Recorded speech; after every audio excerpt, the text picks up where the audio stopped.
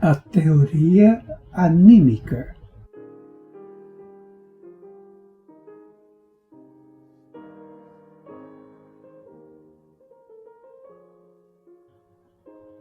A explicação que o Espiritismo nos apresenta para os fenômenos mediúnicos está muito longe de ser admitida por todos os experimentadores. Entre os sábios que estudaram a fundo os fatos e afirmam sem restrição a sua autenticidade,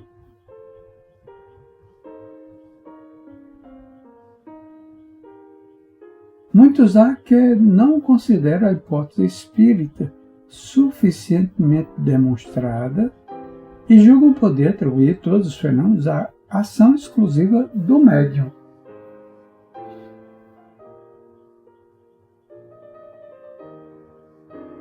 Grande número de explicações baseadas nesse princípio se tem dado, principalmente nos últimos tempos.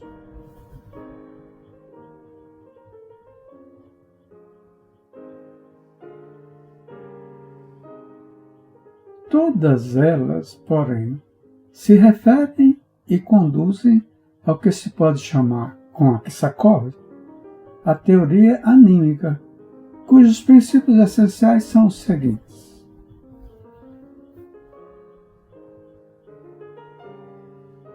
Tudo pode explicar-se pelo automatismo ou pelo desdobramento do médium.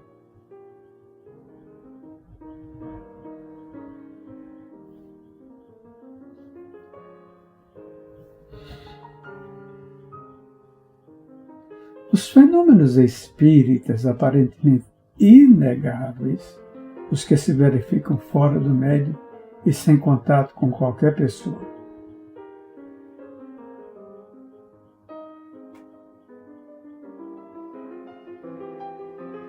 resultam do desdobramento da personalidade do médium e da exteriorização de suas faculdades sensoriais, motrizes e intelectuais.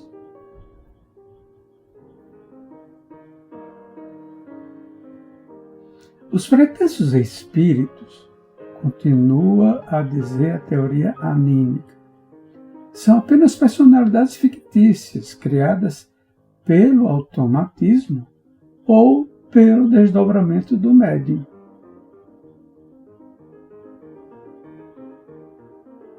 Os seus elementos psíquicos são extraídos da consciência normal ou da subconsciência.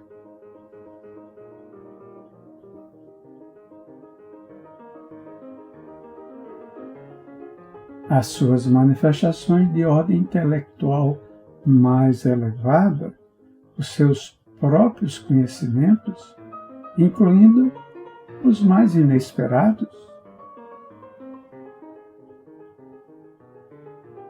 podem explicar-se pela subconsciência, pelas sugestões, pela leitura do pensamento, pela vista à distância,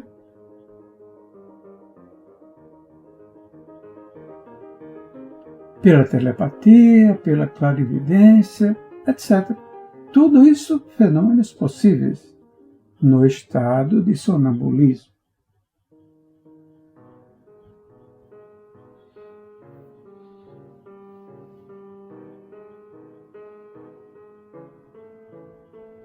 Portanto, não é preciso recorrer à hipótese dos espíritos, demasiado extraordinária, para que se admita sem necessidade absoluta.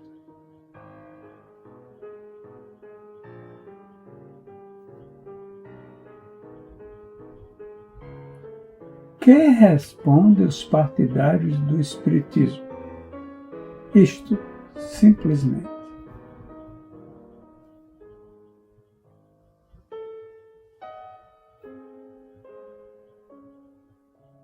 A teoria anímica é realmente verdadeira no tocante à interpretação possível de muitos fenômenos.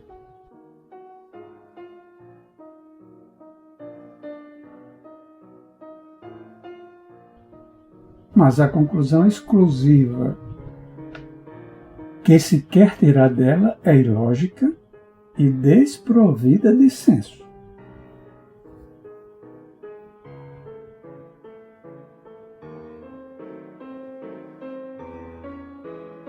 A teoria anímica está toda compreendida na doutrina espírita e não poderia separar-se dela.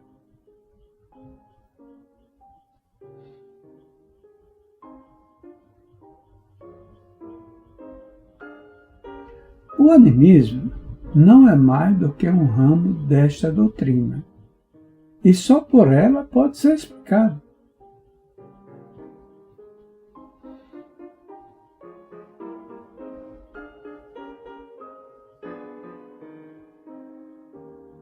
O chamado animismo admite o corpo astral e a sua ação à distância.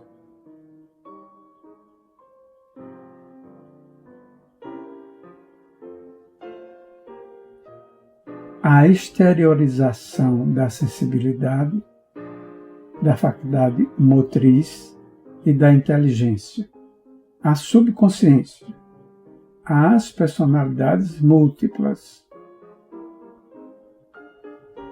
a leitura do pensamento, as sugestões mentais e, por último, a clarividência.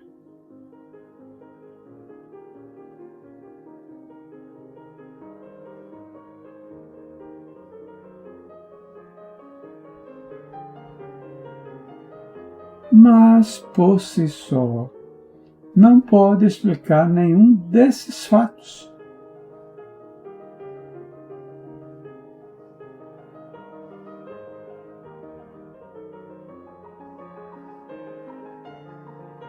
Ora, a simples verificação de tais faculdades do nosso eu pensante implica a superioridade evidente do princípio psíquico sobre o princípio material. A independência possível da alma fora do corpo e a probabilidade da sobrevivência.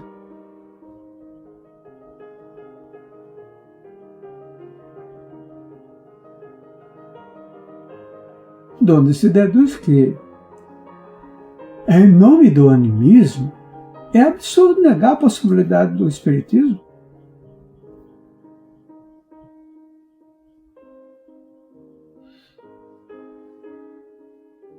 E mais ainda, visto que o espiritismo explica todos os fenômenos e o animismo não explica nada, é absurdo apoiarmos-nos exclusivamente neste.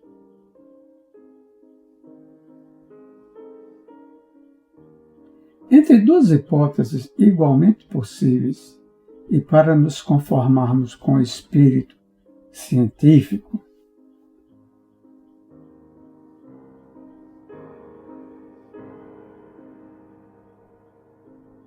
devemos escolher a que abarca a outra e explica o maior número de fatos.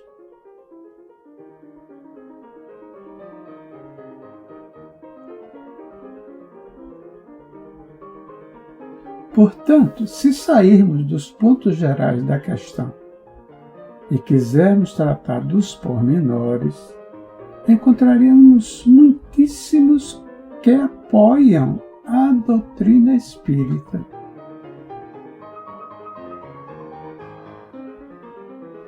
Assim, por exemplo, as comunicações mediúnicas fornecem, às vezes, provas irrefutáveis de autenticidade convincente.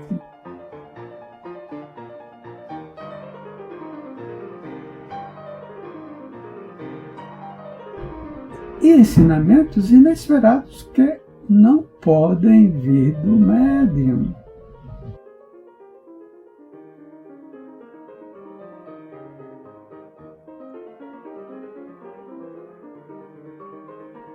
Que durante a sessão se encontra na posse da sua consciência normal e não de suas faculdades de sonambulismo.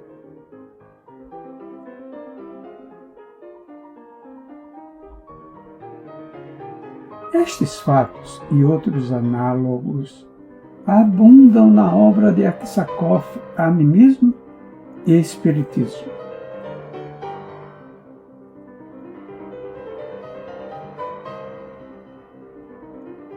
Para onde remetemos o leitor desejoso de aprofundar verdadeiramente essas questões delicadas.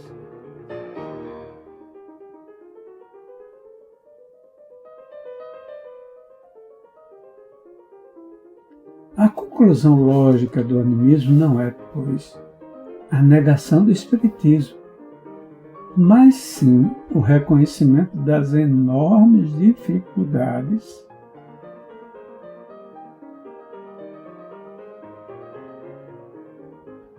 que se apresentam para distinguir um fenômeno de origem anímica de outro de origem espírita.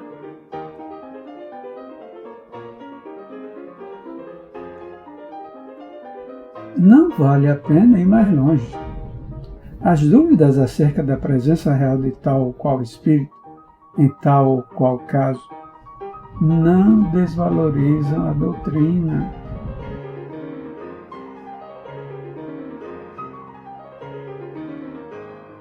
Visto que, se ela não tem ainda provas absolutas, pode dizer-se, entretanto, que possui um máximo de probabilidades a seu favor.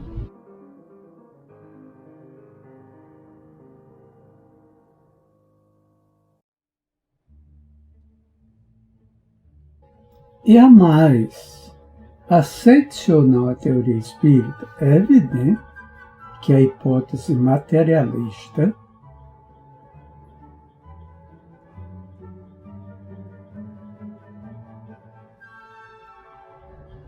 que defende o princípio de que o homem, depois da morte, desaparece totalmente no nada, fica completamente derrotada e desfeita.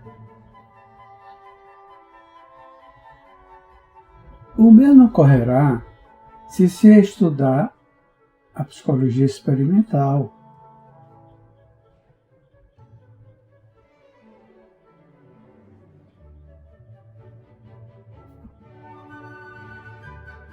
Nem só os fenômenos mediúnicos são contrários à teoria materialista, mas também os estudados acerca da telepatia,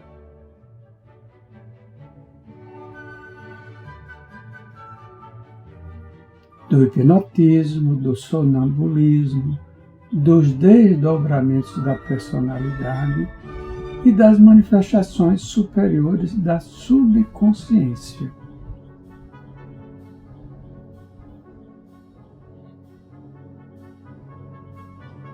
Portanto, já não é possível considerar o pensamento como secreção do cérebro, nem a alma como função dos centros nervosos.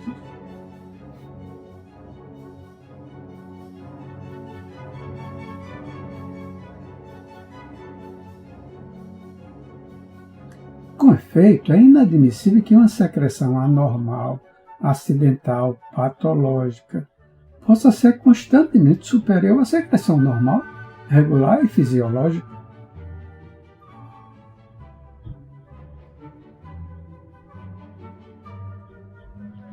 E é também verdadeiramente inconcebível uma função que não só possa isolar-se do órgão que a produz,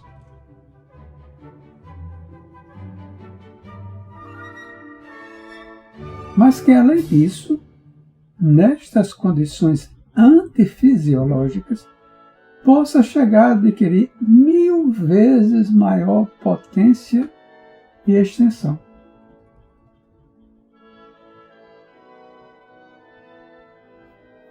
Há, pois, que insistir nesse raciocínio.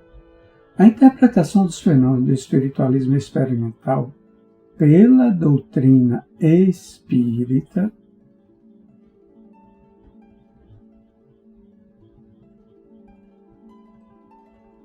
compreendendo a teoria anímica, é a mais simples, a mais racional e a mais natural.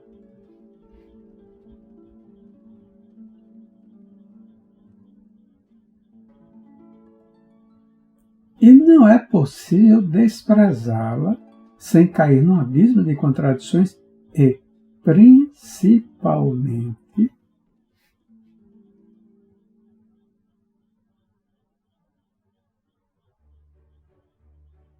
sem se ter de aceitar explicações ainda mais extraordinárias do que a própria intervenção dos espíritos.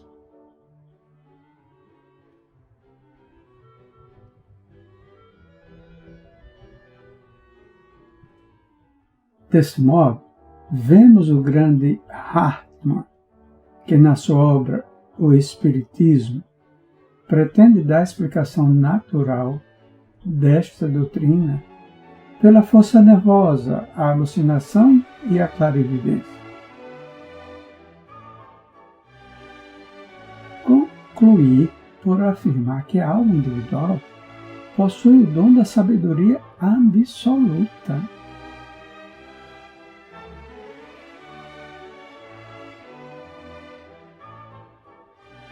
A sua argumentação assombrosa obriga-o, assim, a proclamar como onisciente a consciência sonambúlica do médium.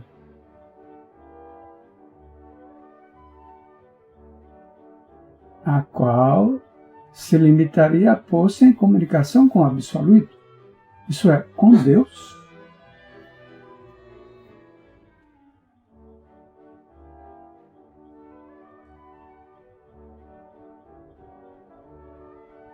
É isto que Hartmann apelida de explicação natural.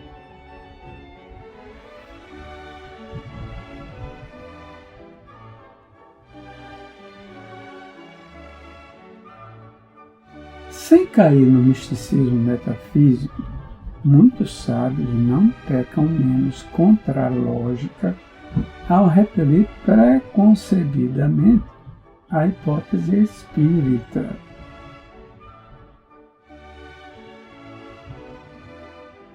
Sem procurar o sentido íntimo dos fatos, cuja existência verificaram.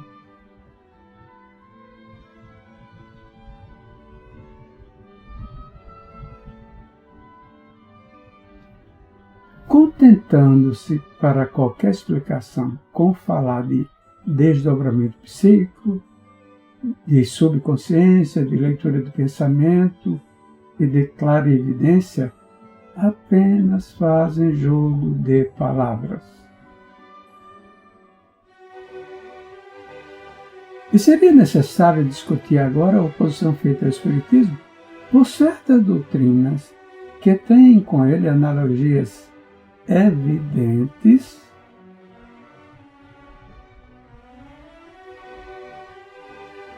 mas que dele se afastam por ideias sobrenaturais, ou pelo menos desprovidas de qualquer base experimental? Creio que não.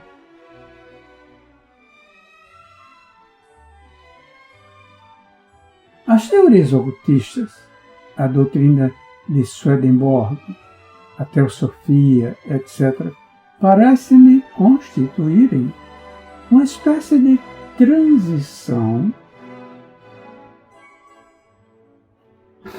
entre o caráter religioso do antigo espiritualismo e o caráter científico que revestirá a partir de hoje o estudo da alma.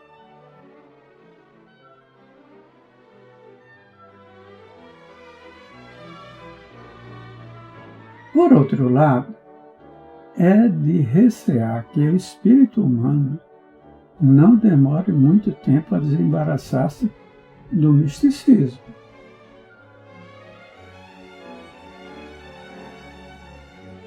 E a substituir definitivamente as crenças sobrenaturais pela convicção racional.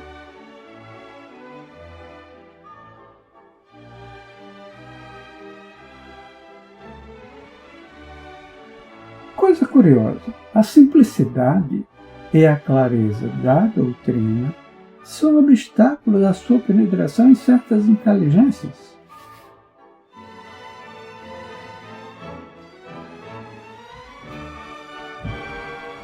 O pensamento humano, habituado há séculos aos dogmas misteriosos e às obscuridades transcendentes dos sistemas metafísicos,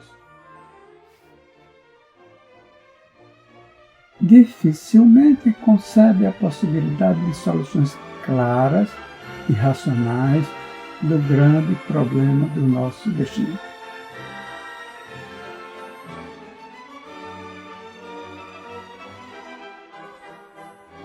Depois de haver adormecido longos séculos ao som do credo Quia Absurdum, a humanidade ao despertar vacila e murmura instintivamente: non credo Quia non absurdum. Resumo da doutrina espírita. Gustave Gellert.